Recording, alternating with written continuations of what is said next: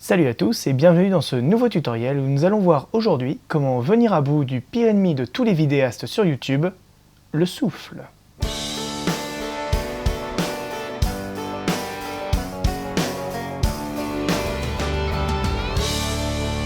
Alors le souffle, qu'est-ce que c'est?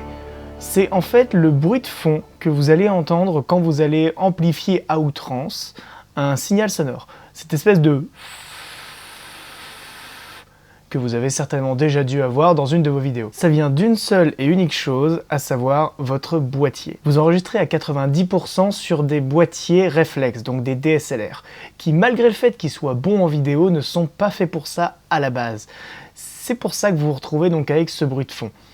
Votre boîtier est bon pour faire de la vidéo, mais quand il s'agit d'amplifier un signal sonore, c'est pas vraiment là que les constructeurs ont mis tout le pognon, si vous voyez ce que je veux dire.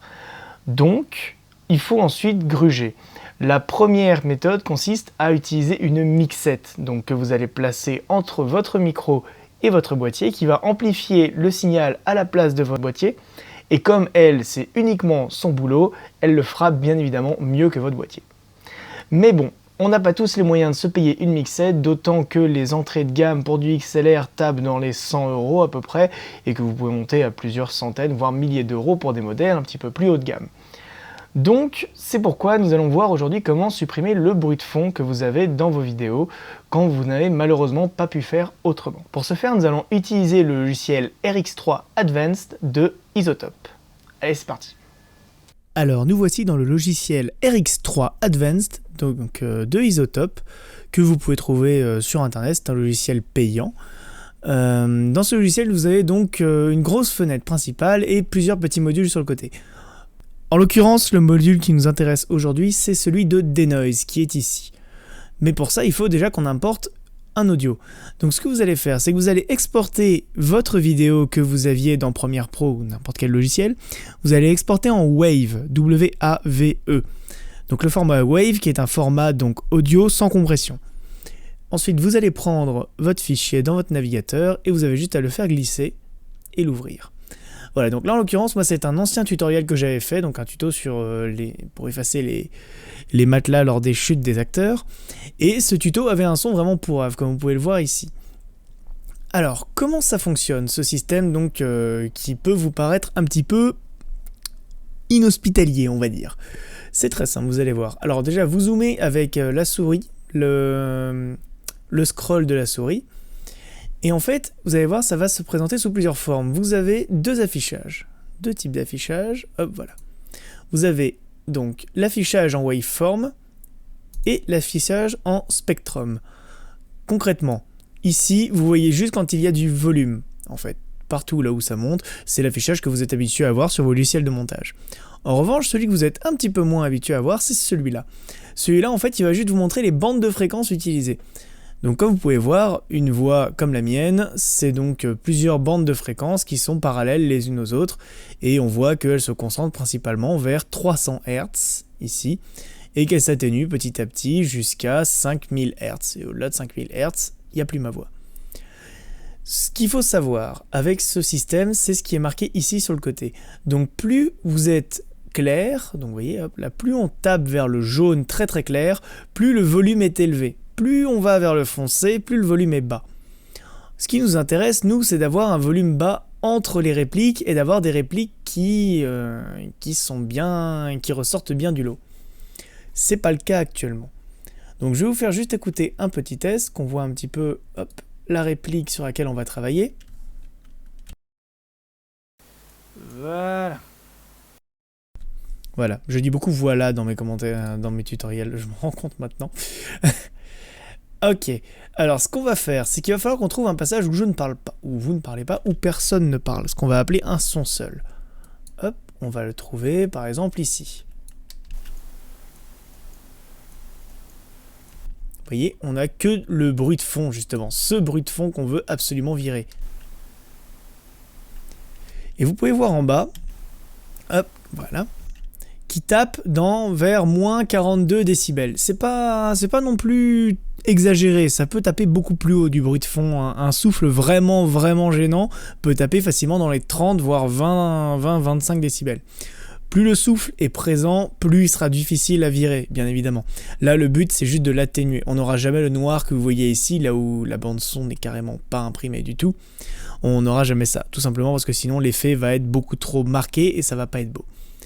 Donc, une fois que vous avez sélectionné votre partie où il ne se passe rien, vous n'avez que du bruit, vous allez aller donc sur le plugin Denoise, voilà, qui va s'afficher ici. Vous aurez quelques petits réglages à faire avant. Alors déjà, il faut que vous restiez en spectral et non pas en dialogue. En spectral, vous allez vous mettre en manuel, si ce n'est pas déjà le cas. La qualité, vous allez la monter au maximum, donc à D. Et l'artifact control, vous allez le garder vers 7 à peu près. Moi, en l'occurrence, je l'ai mis vers 7, ça a toujours très bien marché comme ça.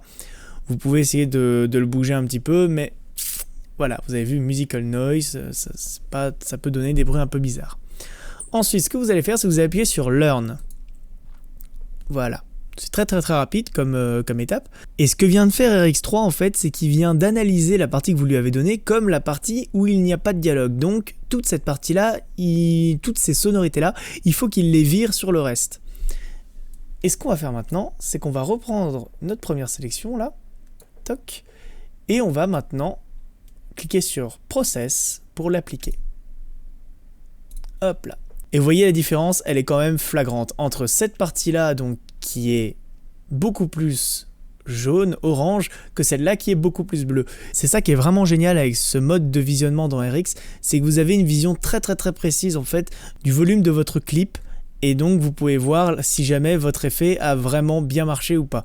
En l'occurrence là, hop, si jamais je sélectionne juste cette toute petite partie-là, vous voyez, on est à moins 60, moins 57 dB, autant dire que c'est quasiment inaudible. Hop. Et maintenant, si jamais je relis un petit peu avant pour que vous puissiez voir la différence. Ça, c'est mieux. Voilà. C'est bien là.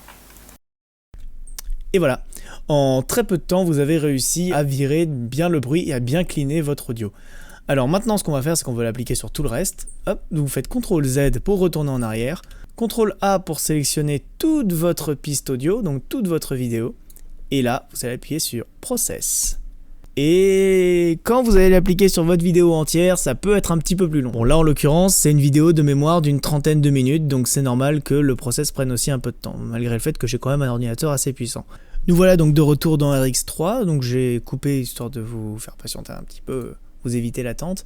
Et comme vous pouvez voir, la différence se voit rien qu'à la couleur, on voit qu'on a beaucoup plus de bleu, et le bleu c'est plutôt bon signe dans notre cas. Et si je prends un passage au hasard, vous voyez qu'on a beaucoup moins de souffle entre les répliques, et les répliques sont beaucoup plus distinctes par rapport à tout à l'heure, donc quand on a récupéré le rush à la base. On va juste écouter vite fait pour voir la différence. Si jamais je le décale, hop, il est plus au même endroit. Donc là, on va reprendre l'outil sélection en appuyant sur V. Comme vous pouvez l'entendre, donc on a quasiment plus aucun bruit de fond entre les répliques, et ça c'est vraiment top. Alors maintenant ce que vous allez faire, une fois que vous avez donc tout votre audio qui est cleané, c'est que vous allez faire CTRL S, tout simplement, pour remplacer l'export que vous aviez fait précédemment. Et cet export, ensuite vous allez l'inclure dans votre timeline de votre logiciel de montage, que ce soit Premiere Pro, Vegas ou ce que vous voulez, mais vous allez l'inclure comme une nouvelle piste, vous n'allez pas remplacer l'audio d'origine, parce qu'il faut toujours garder les audios d'origine, on ne sait jamais. Donc gardez les audios d'origine, vous les mettez en mute de façon à plus les entendre, et vous rajoutez sous une piste en dessous l'audio avec le denoise. Comme ça, si jamais derrière le résultat du denoise vous plaît pas, vous refaites un export et vous retravaillez dessus.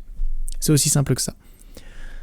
Donc voilà, j'espère que ce petit tutoriel vous aura été utile. Ne perdez pas de vue quand même que malgré tout, si vous avez du souffle dans votre vidéo, enfin dans votre audio, c'est qu'il y a un souci. Il faut soigner le son à la base, à la prise de vue. C'est le meilleur moyen d'avoir un bon son, c'est de s'en occuper dès le tournage.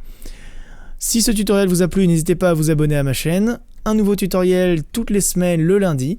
Et le dernier lundi de chaque mois, un tutoriel spécial effets spéciaux consacré donc à Harry Potter et aux effets spéciaux de notre web-série Warren Flamel, la malédiction de l'immortalité. Je vous dis à la semaine prochaine pour un nouveau tutoriel.